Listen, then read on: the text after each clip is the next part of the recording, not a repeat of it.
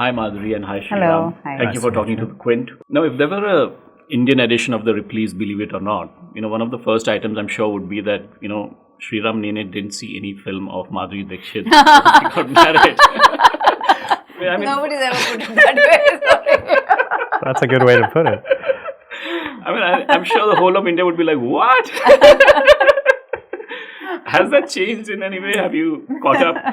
Well, just to qualify it, I didn't speak Hindi. I'm Maharashtrian, so I spoke Marathi. And all of the Hindi films I couldn't understand. I grew up in the West, as you said, and so in the West, you had these plot-driven thrillers. I was a huge Star Wars fan and other things growing up, right? So for me, it wasn't something which was different than any other immigrant child growing up in the US. Even in coming to Mumbai every summer, we didn't go to watch Hindi films because we lived in Mumbai and we spoke Marathi. It's changed to some degree in that I have gone to a few of the premieres. I've seen a handful of the films. I think, the storytelling which occurs here is an art which is in and of itself interesting. And I think that's even evolving. I think all of us would agree that we've gone from song and musical things to some plot-driven stuff and whatnot. There's an evolution. But there's a certain beauty in that, and you have to appreciate that to really understand, how this all fits in. Having said that, I've probably seen a handful of films, Now after we've gotten married. Yeah.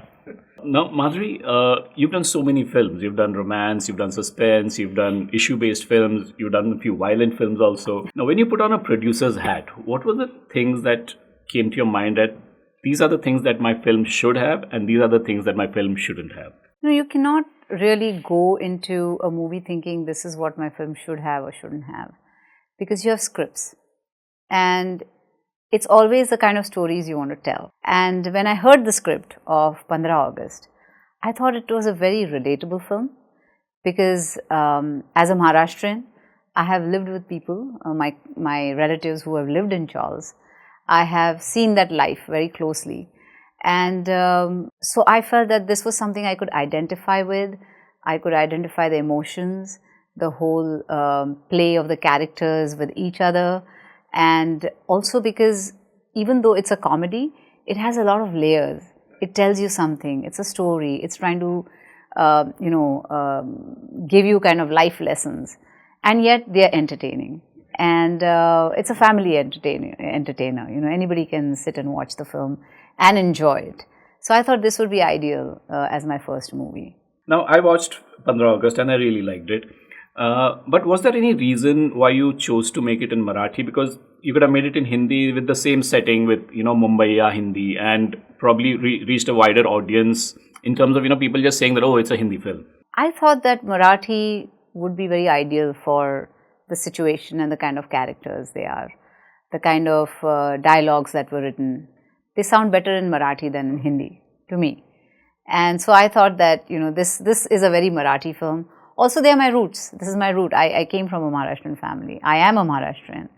And if I'm making my first film or doing something new as a producer, then I would have liked to make a Marathi film first, before anything else. How has the shift from cardiovascular surgery to producing films been? And a wild question is, do you find any similarities between the two extremely different vocations? Great question. I think cardiovascular surgery taught me that millimeters and milliseconds made the difference between life and death. And that level of perfection that you have to attain is kind of like counting to infinity sometimes, because you'll never get there. But that same drive is in everything we do. And so whether it's in making films, or it's in running a company, or whether it's in trying to get healthcare to a billion people, the idea is simple, that you have to do everything in your power to do things properly. And so even in this film project and in the film company, we were so circumspect about how we did things. We always had backup systems. We always had, people, and we always, checked and rechecked. You measure twice, cut once sort of thing. So I would say it teaches you, it's like being an athlete, right? Going into cardiovascular surgery, I played a lot of tennis on varsity teams and all that. You get trained, and it trains your mind as well as your body to encounter and overcome obstacles. And so I think I would say to anyone, use what you got and leave the rest to fate and to where you're going, and bring what you have to the table and make people's lives better and try to have some fun at the same time. 15 August is a very heartwarming and feel-good kind of a film. It's self-reflective also in a way. The Gandhi Chawl in the film is, it could be a representation of India in a certain way. The chaos, the culture, the people. Now, you've been born and brought up in the US and you came to Bombay in 2011. What were your first impressions about India, once you started living here? So it's partly true, but every summer when I was growing up, we would spend with my grandparents in Dadar, in Hindu Colony in Shivaji Park. And they didn't live much different than what I saw there. And I mean, to be honest, we've been very fortunate, but we didn't grow up, we grew up more like this than, what it is now. And so we identify with a lot of this. You identified, and at the end of it, it's the human condition and the happiness which they had. It's not measured by what you have, but it's rather measured by the people around you, which was so special about the chawl. It's a very unique way of living, that you have all these people from different backgrounds put into one place, sharing common, facilities and everything, and it's quickly going away. So we thought this would be such a critical story to tell in this India as we move from an agrarian to an industrialized society and mirror the West with the high-rise communities. Look at Mumbai, right? And at the same time, what you see in this film is the happiness. So to answer your question, me coming from the US, my roots were here as well, with my grandparents and with my uncles and aunts. So in me moving back, I speak Marathi fluently, I had a lot of the culture, and part of the reason we came back was so that our kids could enjoy that. We're Indians at heart. After all said and done, you can go anywhere, but you can't take the Indian out of the person, and that's true, I think, for all of Indians. No matter where you're from in India, if you go to the US, you're identified as Indian first, and then US or whatnot. So I think it's all fair to say that this was a movie which really struck to our roots and wasn't any different than what I saw growing up. Madhuri, you were in the US for over a decade, and you've been, of course, in India, and you've seen the good and bad of both. And just like the Gandhi Chawl, there's a little positive and there's a little negative in everybody living here. If there were like 3 things you could change about India, what would they be? The roads, for sure. Okay, that's one. Yeah, the infrastructure needs to get better. Apart from that, I don't know what I would change. Maybe I would like people to be more proactive with whatever they're doing. Right. Less laid back. Yes, less laid back. And chalo, nahi, ye karna hai, and we got to get this done and let's do it, kind of. So change that. But I think, the kind of love there is here, I think you can't find it anywhere in the world. Now we see in 15 August, the residents of the Gandhi Chawl are faced with a certain kind of a situation, and they all join in to solve that situation. Yes. It's also 15th August. There's a certain kind of unity that's developed, and there's the national anthem playing, and that problem gets solved.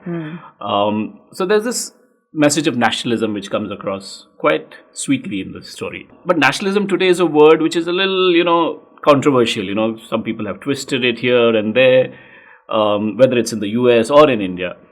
What, according to you, represents nationalism, or what is your idea of nationalism? I think the commonalities of all of us outweigh the things which are different. And in the end, it's about the spirit of oneness. I mean, look, for 4,000 years, India has been not just one India, but it's been many Indias. We've lived in harmony and, if not peace, right? That's not something in a democracy which you see anywhere else on the planet. You take Indians, you put them anywhere on the planet, they succeed, and they succeed well. For us, producing this and then taking it out on a platform like Netflix allows us to disseminate that message of why we're so proud of being Indian, and the films and the kind of culture that are coming out of here to 190 countries and 350 million people. Could you do that just going to the theaters? I mean, for 2 weeks maybe? But here, this is in perpetuity. So I think the opportunity here is to educate the world on what we have and not judge. Until you've walked in someone's shoes, you can't really sit back and say this is right or wrong, right? And that's part of the story, that the commonality of the people, even though they may be from different parts of the country or whatnot, was that it was India first, and then everything else second.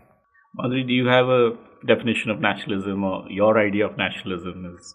It's like, when you're in different professions, it's the love of what you do, is the love for where you live, is the love of who you meet. So it all boils down to love, and I think if you want to live in a society which is, very together, then you have to love your neighbors, you have to love everyone.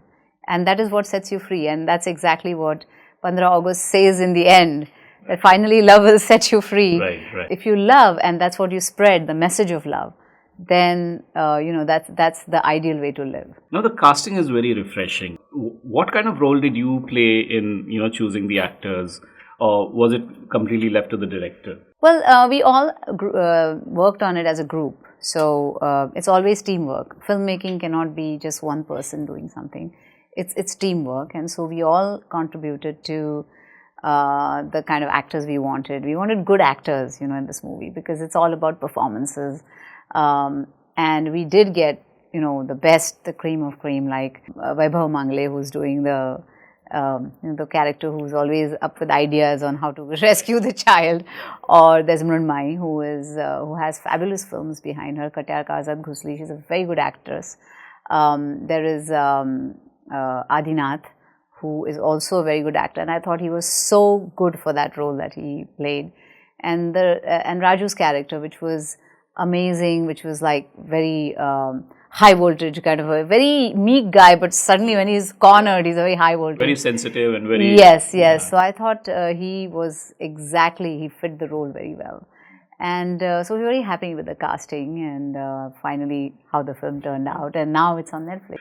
Okay, my last question, Madhuri. You must be watching a lot of shows on Netflix and other platforms. Which are your favorite shows? I mean, if you could name one or two. And if you were to remake a popular web show, which you would want to feature in, which would you pick? Wow. Yeah, it's a great question. But when I watch Netflix, there's so much content, there's so much different content, so many different stories in different languages, whether it's Narcos or whether it is, which was the other series we were like binge watching, House of Cards, or, so each story is different, each storytelling, the way the story is told is different, the language is different.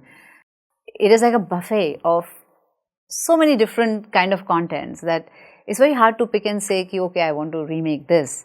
But I think it has to be something very original, something very interesting, something that I would feel that, this is what I want to do, and I find it exciting. So I think instead of remaking something that's already there, I would rather create something that people will find exciting. Okay, we look forward to that and we hope that happens. Thank you. Thank you so much for talking to us. Thank you. Pleasure. And all the best for 15 August. Thank you. Thank you very much. You.